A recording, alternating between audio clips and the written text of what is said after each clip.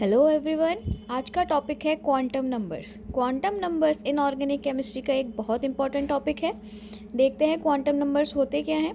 तो quantum numbers is a set of numbers used to describe the position and energy of electron in an atom. तो quantum number वो numbers होते हैं जो किसी भी इलेक्ट्रॉन के बारे में हमें सारी इन्फॉर्मेशन दे सकते हैं। स्पेशली हमें इलेक्ट्रॉन के बारे में क्या जानना होता है कि वो किसी भी एटम में उसकी पोजीशन क्या है, उसकी एनर्जी क्या है और उसकी स्पिन क्या है। मेनली जो क्वांटम नंबर्स होते हैं वो 4 तरह के होते हैं। सबसे पहला होता है प्रिंसिपल क्वांटम नंबर, दूसरा होता है एजीमुथल क्वांटम नंबर, तीसरा magnetic quantum number and the last one is spin quantum number. ये जो आगे इनके लेटर्स लिखे हैं ये इनको शो करने के लिए है कि प्रिंसिपल क्वांटम नंबर को हम किससे शो करते हैं, किससे डिनोट करते हैं, स्मॉल n से। ऐसे ही एजीमुथल क्वांटम नंबर को l से, मैग्नेटिक क्वांटम नंबर को m से और स्पिन क्वांटम नंबर को s से। आप लोगों को कहीं कहीं अगर आप किसी बुक में देखोगे तो स्पिन क्वांटम नंबर को m और नीचे लिखा होगा s, इससे भी डिनोट किया जा सकता है। तो क्वांटम नंबर को इलेक्ट्रॉन्स की ट्रेजेक्ट्री एंड मूवमेंट को डिस्क्राइब करने के लिए भी यूज़ कर सकते हैं। ट्रेजेक्ट्री मतलब उसका पाथ क्या है, जो इलेक्ट्रॉन है वो किस पाथ में मूव कर रहा है, उसका मूवमेंट है कैसा, इसको बताने के लिए भी क्वांटम नंबर यूज़ किया जा सकता है। उसके बाद देखते हैं प्रिंसिपल क्वांटम नंबर होता क्या है। तो प्रिंसिपल क्वांटम नंबर को छोटे n से डिनोट करते हैं। They tell us about the shell in which electron is present, मतलब जो भी शेल जिसमें इलेक्ट्रॉन प्रेजेंट है उसके बारे में हमें कौन जानकारी देता है, प्रिंसिपल क्वांटम नंबर देता है। It tells the most probable distance between nucleus and the electron, that is we can know its size. यानी कि अगर हमारे प्रिंसिपल क्वांटम नंबर पता है तो हमें ये भी पता चल सकता है कि न्यूक्लियस और उस इलेक्ट्रॉन के बीच में कितना प्रोबेबल डिस्टेंस है या फिर वो कितनी दूरी पर एक दूसरे से प्रेजेंट है। तो जितना ज़्यादा प्रिंसिपल क्वांटम नंबर होगा उतना ही ज़्यादा दूरी होगी न्यूक्लियस से। आगे देखते हैं n can have value of any positive integer. ये इंपॉर्टेंट पॉइंट है।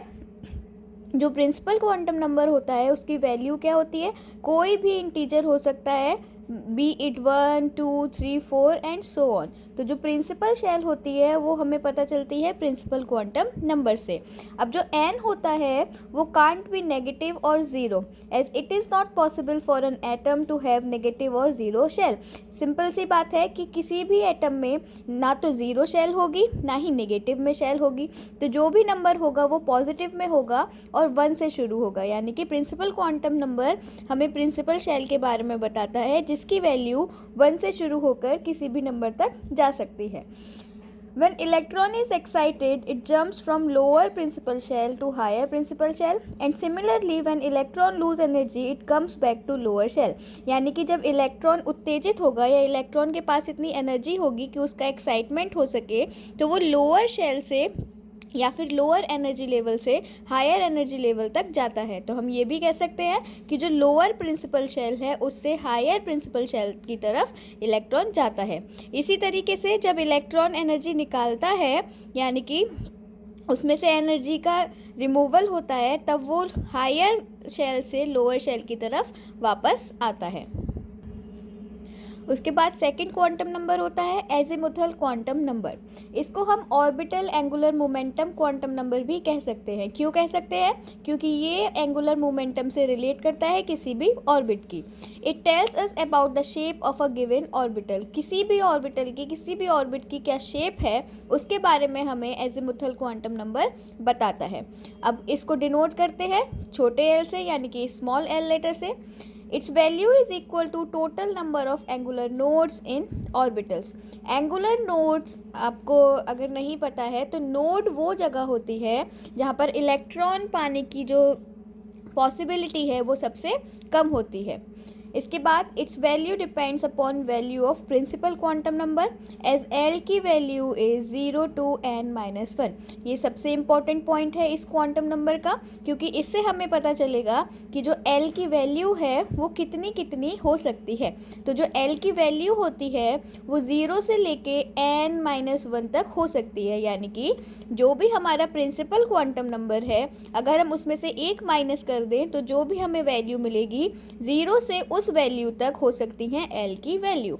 फॉर एग्जाम्पल अगर एन की वैल्यू 2 है तो एल की वैल्यू क्या हो सकती है, 0 से लेके n-1। एन क्या है, 2 है, तो 0 से लेके 2-1 यानी कि 0 से लेके 1, या फिर कह सकते हैं एल की वैल्यू हो सकती है 0 और 1। इसी तरीके से अगर हमने एग्जाम्पल लिया कि n इक्वल्स टू 3, n की वैल्यू हमें 3 दी है, जो हमारा प्रिंसिपल क्वांटम नंबर है वो हमें 3 दिया है, तो l की वैल्यू क्या हो सकती है, 0, 1 और 2। कैसे हो सकती है, l की वैल्यू होती है n-1 तक, है ना, 0 से, तो n कितना है 3, 3-1 बराबर 2, तो 0 to 2 होगी, इसका मतलब है 0, 1 और 2। तो l की 3 वैल्यू हो जाएंगी n बराबर 3 के लिए। अब जब l है 0, ये भी इम्पॉर्टेंट पॉइंट है, जब l होता है 0 यानी कि l की वैल्यू 0 हो तो ऑर्बिटल कौन सी होती है, s होती है। जो ऑर्बिट होती है वो कौन सी होती है, s होती है। ऐसे ही 1 होता है तो p होती है, l की वैल्यू 2 होती है तो d एंड 3 होती है तो f। These all are subshells. What are these, these are subshells, S, P, D and F। तो L की वैल्यू 0 होगी तो S, 1 होगी तो P, 2 होगी तो D एंड 3 होगी तो F। ये सब शेल होती हैं L की इन वैल्यूज़ पर। उसके बाद अगर हम देखें एग्जाम्पल के तौर पे, अगर हम देखें कि अगर n बराबर 3 दिया है तो उसकी l की वैल्यू हमें पता है क्या क्या होंगी, 0 to n-1 यानी कि 0 to 3-1 यानी कि 0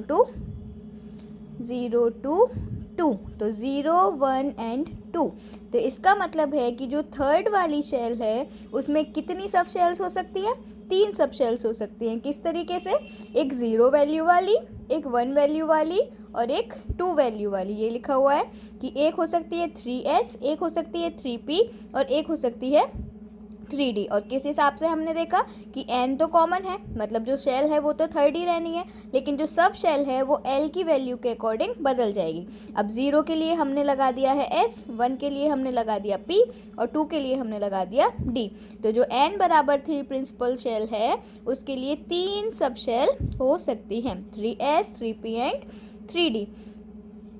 अब ऐसे ही इसके लिए एक क्वेश्चन प्रैक्टिस करते हैं इसे पक्का करने के लिए कि 2D ऑर्बिटल कांट एग्जिस्ट। जो भी 2D ऑर्बिट है, सब ऑर्बिट है 2D, वो एग्जिस्ट नहीं करती। क्यों नहीं करती, चलिए देखते हैं। दिया हुआ है 2D यानी कि n बराबर वैल्यू दी है 2, ये लिख रही है, और D के लिए L बराबर होता है 2, ठीक है, D के लिए L बराबर होता है 2, देखो ये लिख रहा है ना। लेकिन हमने क्या पढ़ा कि जो L की वैल्यू होती है वो हमेशा n से कम होती है। L की वैल्यू हमेशा n से कम होती है, और कितनी होती है, n-1 तक होती है, 0 से लेके n-1 तक होती है। तो जब n की वैल्यू 2 है तो L की वैल्यू 2 नहीं हो सकती, कितनी हो सकती है, 0 या फिर 1, इसलिए 2D पॉसिबल नहीं है। इसी तरीके से आप देखना 3F के लिए करके, 3F के लिए करके देखोगे तो ये भी पॉसिबल नहीं होगा। इसके बाद है मैग्नेटिक क्वांटम नंबर, हमारा तीसरा क्वांटम नंबर।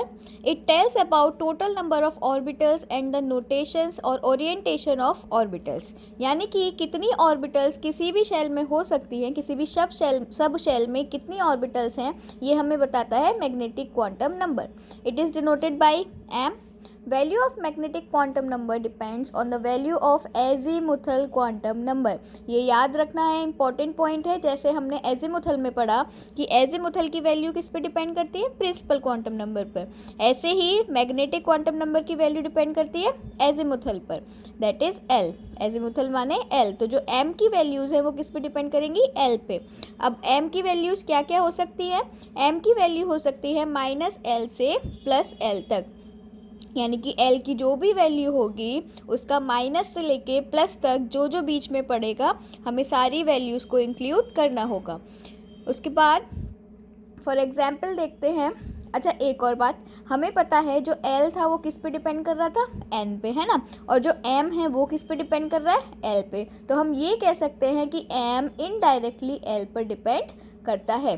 तो वही लिखा हुआ है कि वी कैन से M की वैल्यूज़ इनडायरेक्टली N पे डिपेंड करती हैं।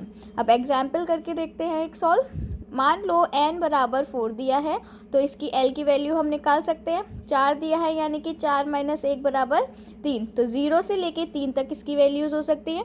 तो 0 1 2 3। अब जो मैक्सिमम l की वैल्यू है वो देखो 3, मतलब जो मैक्सिमम हो सकता है n बराबर 4 के लिए l वो हो सकता है 3।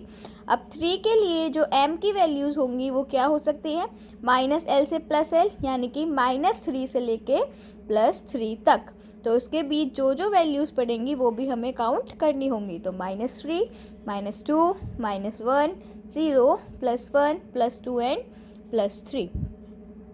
अब इसमें एक इम्पॉर्टेंट पॉइंट है कि किसी भी सब शेल के लिए या हमें l की वैल्यू दी हो या कोई सब शेल दी हो तो उसमें कितनी ऑर्बिटल्स हो सकती हैं वो डिसाइड करता है ये फॉर्मूला 2l + 1। मतलब अगर आपको निकालना हो किसी क्वेश्चन में कि कितनी ऑर्बिटल्स हैं वो निकाल सकते हो आप 2l + 1 फार्मूला से। फॉर एग्ज़ाम्पल अगर 3D सब शेल दी है तो देखो इसके लिए 3D से हमें क्या समझ में आ रहा है कि जो n की वैल्यू है वो 3 है और जो l की वैल्यू है वो 2 है। क्यों? क्योंकि d के लिए l की वैल्यू 2 होती है। अब टोटल ऑर्बिटल्स कितनी हो सकती हैं, यहाँ पे फॉर्मूला लगाया हमने 2l + 1 यानी कि 2 × 2 + 1 = 5। मतलब ये जो d सब शेल है इसमें कितनी ऑर्बिटल्स होंगी, 5। तो हमने पढ़ा है d में कितने होते हैं, 5 खाने होते हैं। आप सिंपल ऑर्बिटल्स को ऐसे समझो कि ऑर्बिटल्स मतलब है ये वाले खाने, हर सब शेल में जितने ये खाने होते हैं वही उनको ऑर्बिटल्स कहा जाता है। तो d के लिए कितनी ऑर्बिटल्स हैं, 5 ऑर्बिटल्स हैं। अच्छा ये भी ध्यान रखना कि ऑर्बिटल्स निकालने के लिए n का कोई यूज़ नहीं है, यानी कि किसी भी शेल की d होगी तो उसमें 5 ही खाने होंगे। अब चाहे वो 2 की हो, 3 की हो या किसी की भी हो, सबकी d में कितने खाने होंगे, कितनी ऑर्बिटल्स होंगी, 5 ही होंगी। तो ये n पे डिपेंड नहीं करता है। उसके बाद हमारा लास्ट क्वांटम नंबर जो है electron spin quantum number. Electron spin quantum number की वैल्यूज़ ना ही n पे डिपेंड करती हैं, l पे, m पे, किसी पर भी डिपेंड नहीं करती हैं। और ये हमें किसके बारे में बताता है, ये हमें बताता है कि इलेक्ट्रॉन किस डायरेक्शन में स्पिन कर रहा है। आपको पता होगा जो इलेक्ट्रॉन है वो अपनी धुरी पे स्पिन करता है यानी कि कूदता है। तो इलेक्ट्रॉन 2 तरीके से स्पिन कर सकता है, या तो अपवर्ड या फिर डाउनवर्ड। तो वो हम आगे देखेंगे। इलेक्ट्रॉन स्पिन क्वांटम नंबर को या तो छोटे s से डिनोट करते हैं या फिर m के नीचे s लगाकर डिनोट करते हैं। अब इसकी 2 पॉसिबल वैल्यूज़ हो सकती हैं, एक तो +½ होती है और एक -½ होती है। +½ आप समझ सकते हो क्लॉकवाइज डायरेक्शन के लिए, -½ आप समझ सकते हो एंटी क्लॉकवाइज। या इससे भी अगर कन्फ्यूज़न हो तो सिंपल सी चीज़ है कि +½ जो होगी, जो भी पॉजिटिव वैल्यू होगी वो किसे बताएगी, अपवर्ड मोशन को बताएगी, और जो नेगेटिव वैल्यू होगी वो डाउनवर्ड मोशन को बताएगी। मोशन से यहाँ पे मतलब है स्पिन, जो इलेक्ट्रॉन स्पिन कर रहा है उसका किस डायरेक्शन में स्पिन कर रहा है। तो अगर हम जनरल टर्म में कहें मैग्नेटिक क्वांटम नंबर को, स्पिन क्वांटम नंबर को, तो हम कह सकते हैं ±½ वैल्यू। अब ये क्वेश्चन है, What are possible subshells for n = 3? How many orbitals are contained by each of these subshells? तो इसमें देखते हैं। तो हमने सबसे पहले लिखा, हमें क्या दिया हुआ है, n बराबर 3। तो n बराबर 3 के लिए l हो सकते हैं 0 1 और 2। तो 3 सबशेल हो सकती हैं, 3s 3p 3d। ये हमें l की वैल्यू से पता चल गई। उसके बाद 3s में अगर हम ऑर्बिटल्स देखना चाहें तो कितनी होंगी, 2l + 1 से निकाला 1 होंगी। ऐसे ही 3p में कितनी होंगी, 2l + 1 से निकाला 3 होंगी, और 3d में कितनी होंगी, 5 होंगी। तो जो टोटल नंबर ऑफ ऑर्बिटल्स होंगे वो कितनी हो गई, 1 3 एंड 5 = 9। उसके बाद आपकी प्रैक्टिस के लिए 4-5 क्वेश्चन दिए हुए हैं, बहुत सिंपल क्वेश्चन है। ट्राई करना और आंसर करना कमेंट्स पे, और इससे आपकी प्रैक्टिस भी हो जाएगी। चलिए मिलते हैं अगली वीडियो में। Thank you.